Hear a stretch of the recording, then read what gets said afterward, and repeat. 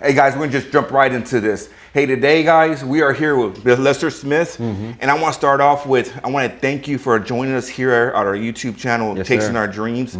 I've been watching you on social media, seeing everything you're doing. Got a beautiful YouTube channel of you and your wife. You're a man of God, and again, I want to thank you for taking your time for being here, and I want you to, again, always, thank yous, and thank yous. Yes, sir. Yes, sir. So let's jump off into it, like I just said. Lester, tell me a little about yourself. I grew up in the hood. Mom was on drugs. Dad was, I never met my dad, met him one time. So it was a struggle, a constant struggle. Anytime we talk about money in the house, ain't no money here, so don't even ask. The thing that really helped me out though, that helped me to see something different, was my grandmother. So I was able to go to grandma's house on the weekend. She was able to take me away from that drug environment, because we stayed in Section 8 apartments. Oh wow. Yeah, so I know what Section 8 is. Okay, Yes, I do. Okay, so in those apartments, there's nothing but a bunch of poverty and lack. Yes. For those who don't know, and in those apartments, I've seen a little bit of everything. The police were there every day. People beating on each other, this and that. So grandmother took me away from that. She would come get me on the weekend, and the only thing that I didn't like about going to grandma's house, I had to go to church on Sunday. Yes. So grandma said, you going to church, and I'm like, okay. But the thing that really helped me out was grandma taking me because grandma was a maid. So grandma used to take me to these rich people's houses, and I would see that houses, and that would open something up inside of me. Special inspiration. Yeah, inspiration. I would come home and tell my mom, like, Mom, I'm gonna have a house like that one day. And she's like, that's not for us, son. So she could have killed my dreams right there, but I didn't allow her to do that though. But I think our moms want us to have a safe career or a safe job. Yeah. It happened to me when I got into the auto industry at 18 years old, and it was just a commission-based pay. Yeah.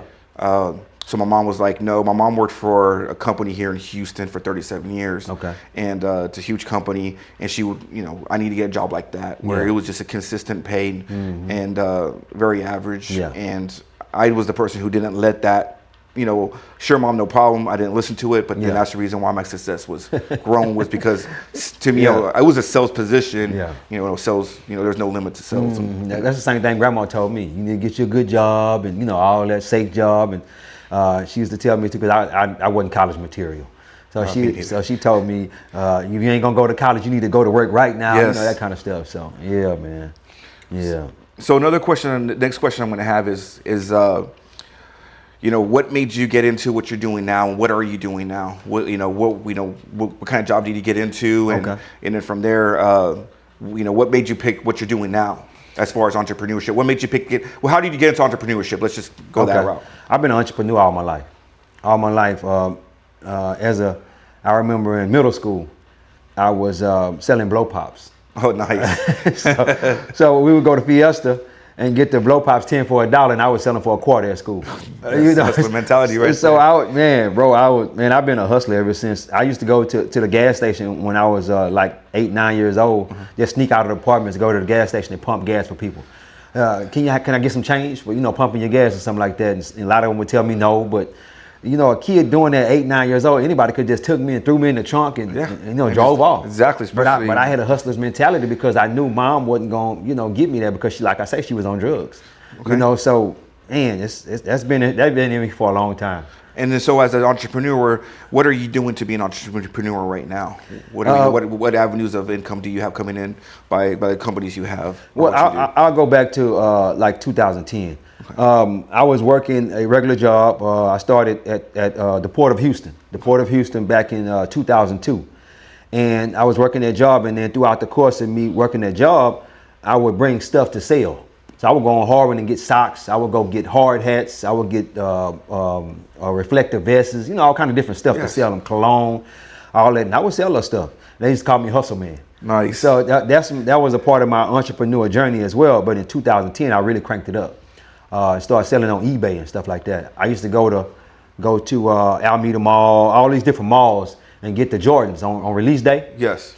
And I go to the mall with like $5,000 to $10,000 in my pocket, and just buy up everything they let me have on release day.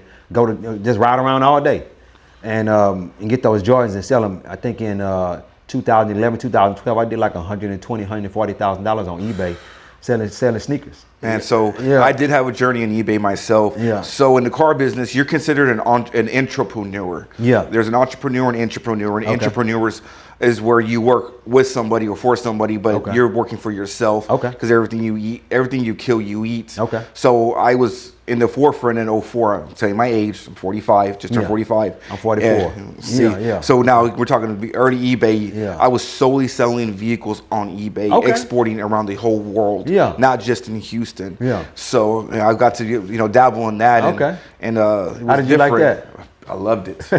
It was awesome. I was selling people in Dubai. I was selling a lot of Russian back then, 05, 06, where I was exporting a lot to Dubai and Russia, and also to Africa. We did a lot to Africa out there, a couple to China. It was real expensive to ship to China, but I was literally selling vehicles to somebody who I never met, didn't know who I was, but I did have a huge brand backing me, so it was a little easy to sell that, but I tore the car apart and I was honest about it. So that's how I was able to sell vehicles, by being honest and telling them all the imperfections of a vehicle. Now I've seen people sell cars on eBay, but I never knew that's what was going on. Yeah, it was. It was amazing. It was fun. 6 figures all day long.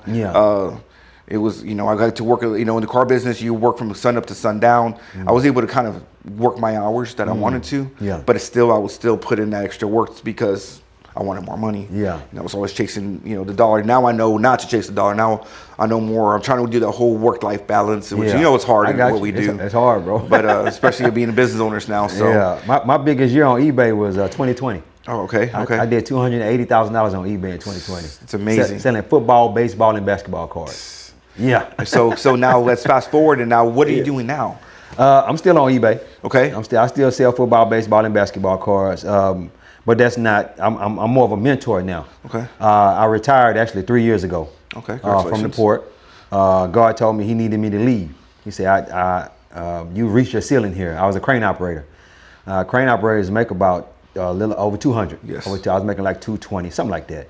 Dangerous job. Yeah, a dangerous job. So he's like, "You reached your ceiling here. I need you to leave. I got some people I need you to help."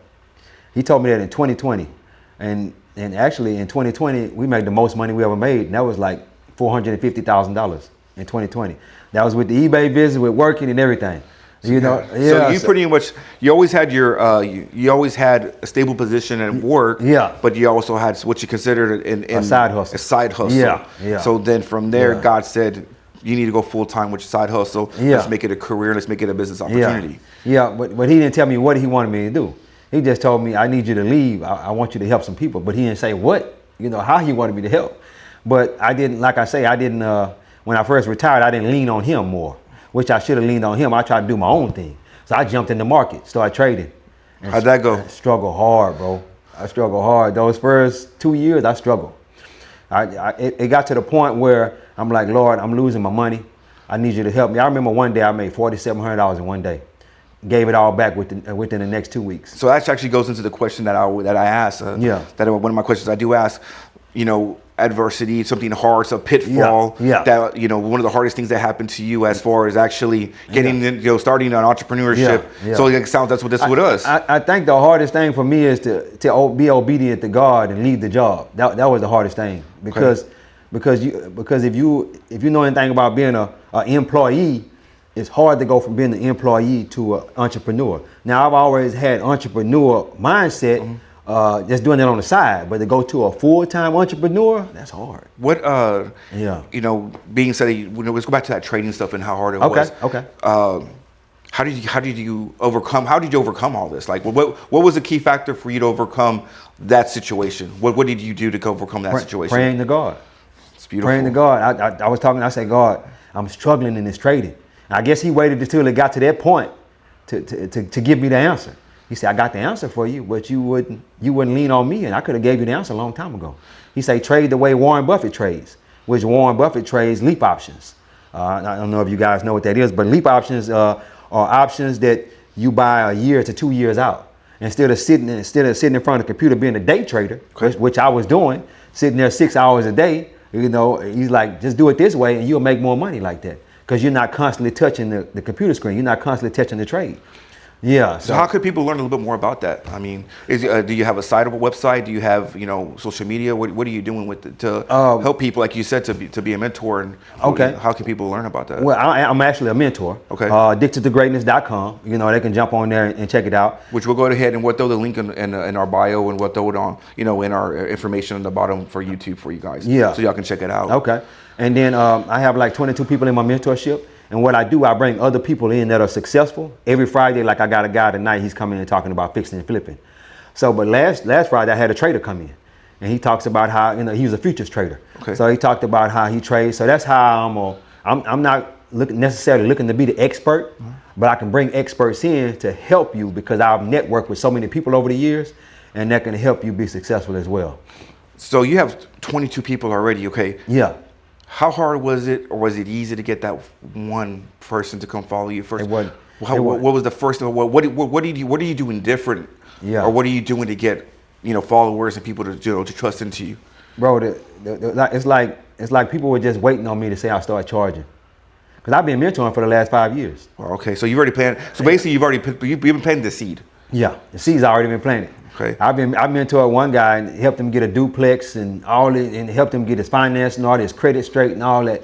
I helped him do all that back in 2020. Me and him we've been rocking since 2020, and I've been helping him throughout the whole process. So that's going to be your time right there, correct? Yeah. So now you're harvesting. Yeah. Seed time and harvest. It's time to harvest now. Beautiful. That's amazing. So one of the guys told me when he came into the mentorship, he said, "Man, I already got my money's worth already. I'm just giving you the money to let you know, hey, man, I appreciate you." Right. Yeah. So here's what caught my attention with you was your social media post. Yeah. Beautiful Lamborghini posted. Yeah. I've seen a lot. Right now, I'm seeing you all over social media. It's kind of crazy because now the algorithms are hitting on my social media platforms to see everything. What are your marketing strategies? I mean, what is there any secret to your sauce, or kind of what you? I mean, another thing too is his success is not by himself. Yeah. He's a husband and wife team. He's a husband and wife team. And his YouTube channel is a husband and wife YouTube channel. Yeah. And so obviously you have somebody backing you up. Yeah. And exactly. Same thing with myself. My wife and I, we're a husband and wife team too. Yeah. And I'm always going to say this: having somebody who believes in me is always the most pressure on my shoulders. Oh, man. How do you feel about that? Man, I love it. Yeah? I love it, man. It's like God, because we were asking God, what should we do with this YouTube channel? Because we wanted to do more mindset, subconscious mind, all that kind of stuff. Yeah, of course. And God told us He wants to do marriage content. I'm like, marriage content? He said, that's what y'all know the most about. Y'all been together 15 years and y'all have a successful marriage. Yes. It's one thing to be married, but to be successfully married, that's a totally different thing. Most people are just married just because they have kids together and they just coexisting, they just existing. But when it comes to being, because me and her purposes aligned together. She's a mentor as well. She has two females in her mentorship. She actually just started. You know what I mean? So yeah, man, it's but with you were asking about the Lamborghini. Yes. Or what do I do to get the people and stuff into the mentorship? Right. The Lamborghini. The Lamborghini opens the door for me to talk to them. Okay. So I actually bought the Lamborghini to flip it. I bought it wrecked. My pastor was already doing that, and he said, and I said, man, let me get in there with you on that. So he was like, yeah, come on. Anytime you want to learn, I'll teach you how to do it and this and that. And so I bought the Lamborghini. I said, well, I'll buy it and then I'll flip it and make me about $20,000 to $40,000. But when I got the car, now I'm in the car, because when you flipping cars, you have to pay cash for the car. A lot of people don't know that. Correct. They think you just go to get a loan or something. No, it's not like happening. That. No, this is $140,000 cash. And but you're buying a Lamborghini. That's what you said. Is it wrecked where you got to put some money it was into it? Okay. It was wrecked. I bought it off a Copar. Okay. Bought it off a Copar. It was wrecked, and I put it back together. Okay. I bought the car for $100,000. Put $40,000 into it. Now I'm into it for $140,000. So it's beautiful. Never know. Yeah. It's a great. It's great. I guess a great marketing strategy. It's a great marketing. And here's the deal too: is the next time I have this, I have him here on our YouTube channel. Yeah. I want to start diving deep into marketing. Okay. So because our goal is to get people to watch our channel, to start learning from what we're doing, right? Yeah. Like you just said, we want to give. We just want to continue to give to understand everybody knows that it's not hard, but you just got to do the time to do the work. Yeah. So I guess. What is your secret sauce, or is there any secret sauce to success? God. I'm gonna tell you why. as far as that, the mentorship is concerned, I was walking through the park one day, and I was listening to a sermon, and God said, "Hey, I need you to start charging. I need you to start charging for mentor." I'm like, "Start charging? I never charged for mentorship. How am I going to start?" I didn't even believe somebody would pay me for mentoring. And he's like, "Yeah, I need you to start charging." And when he told me that, I said, how much should I start charging? He said $500. I'm like, $500. So that's a one-time thing. He's like, "Yeah, $500 one time. They just come in, you just mentor them." I said, "That's gonna be a lifetime." He's like, "Yeah, it's gonna be a lifetime." And the way he confirmed it is somebody messaged me about an hour later and said, "Hey, how much you charge for mentorship?" Okay. So we're speaking about mentorship. Yeah. Do you have any mentors now that's mentoring you? Yeah. That's pouring into you? Yeah. God's always a great mentor, because through my walk, it's been, my walk has been teaching me that, sometimes the flesh can't help. So sometimes we got to go directly to him. Yeah. But then I've always had, my whole career has been based on mentorships, who's been, men pouring into me, who tells me, "Hey, I'm pouring into you. All I want you to do is pay it forward to pour into somebody else." Yeah. So has there any great men pouring into you, or great women, or just in general, who's pouring into you right now? As of right now, I could go back to 2010 if you want me to. Okay. 2010, I started listening. My finances was in shambles. I was gambling a lot. I don't know if you know about gambling. I know about gambling. Believe me, it hurts real fast. Yeah, man. I used to go to those game rooms. Yes. Yeah, and try to win me some money, but I was giving away the money, trying to win the money. Right. So I'm going to those game rooms. I'm shooting dice. Just gambling, man. I thought that was the way I was going to get rich, but that's not it. No, that's not at all. We all know quick money's fast money is fast money to leave. So I started looking into financial literacy. Dave Ramsey, Dave Ramsey? Yes, I know exactly. Dave Ramsey. So that was my first mentor. What I mean? I didn't know anything about mentorship, nothing. And I've been listening to Dave on and off for the last, since 2010.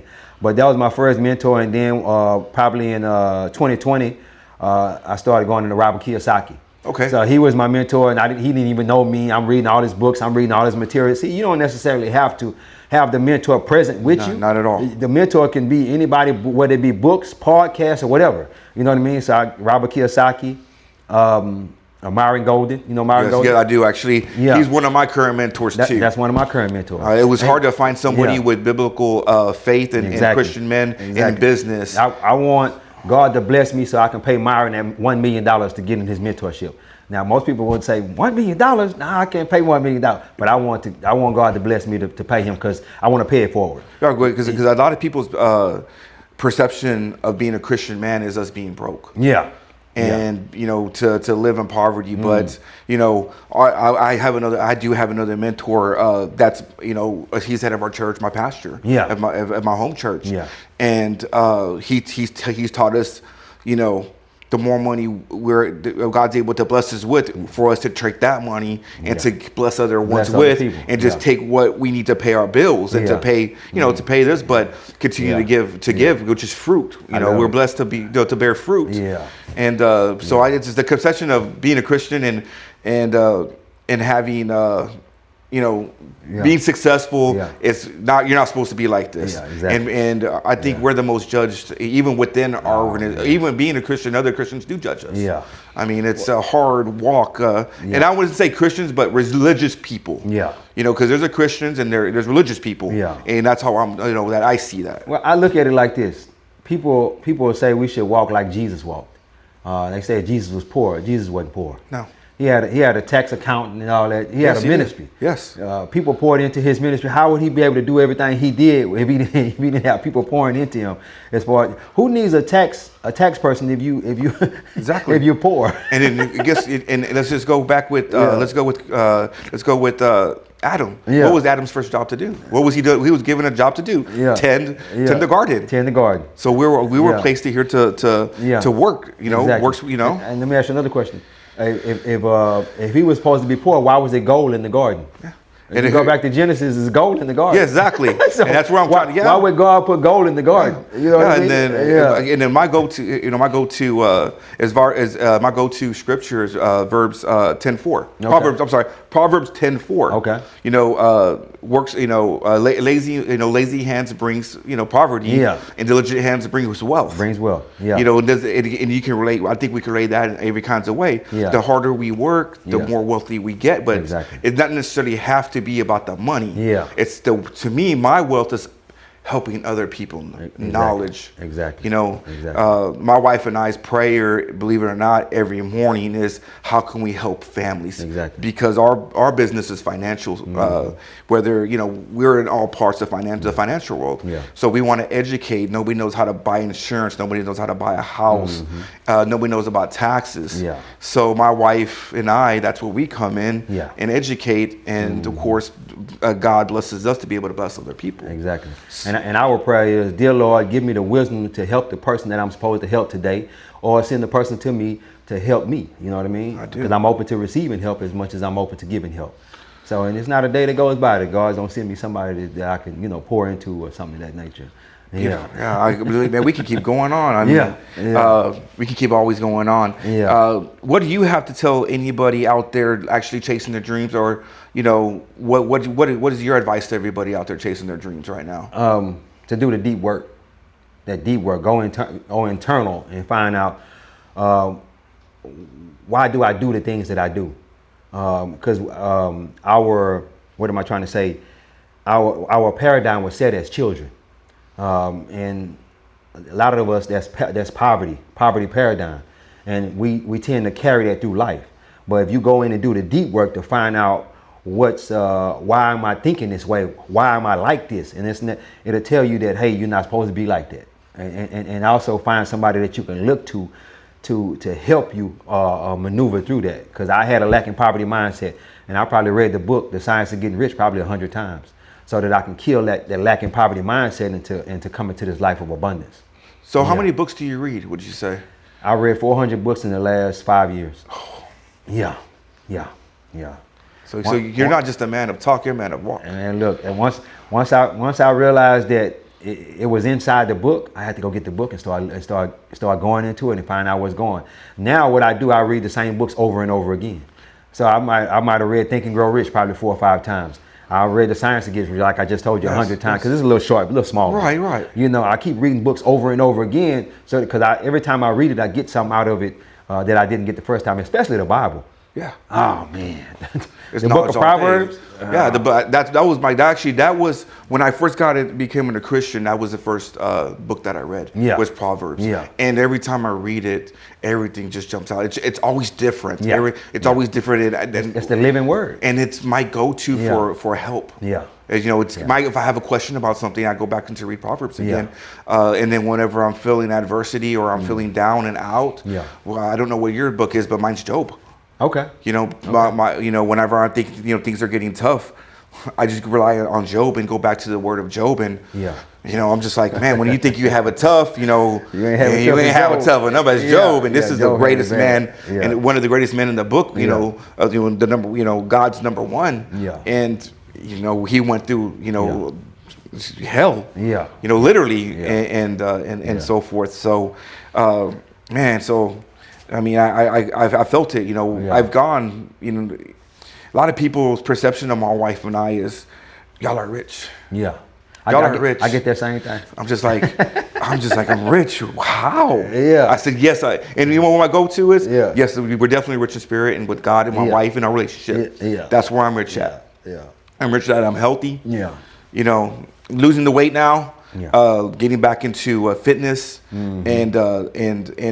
as far as richness to me is not about the zeros or the money in the bank account, because a lot of people don't know this. Probably about a year and a half ago, 2 years. I can't. We're in May now, but it was I'd say 2 years now. A year and a half ago, the market shifted really bad. Okay, the market shifted in real estate for us. Okay, it was. Rates jumped extremely high.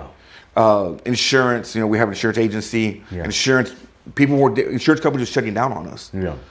And and something happened to us where we needed to have, we had to be able to produce, and something was laid in front of us, and then I didn't, my wife's like, love, can we do this? Yeah. And it was a major life decision. Yeah.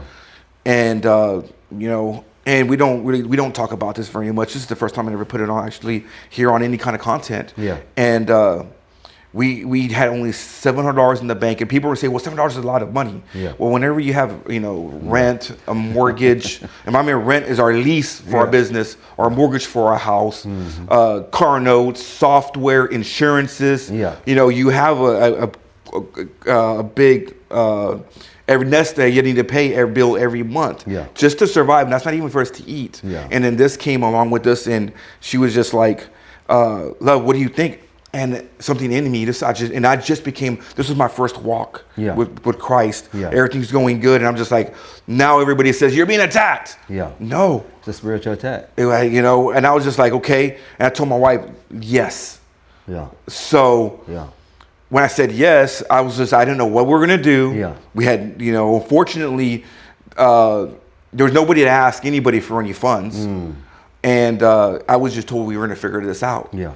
And that was where I learned how to trust in God. Oh yeah. Oh yeah. And he provided, and he provided, and he provided and so that's when people say, hey, y'all are lucky. Yeah.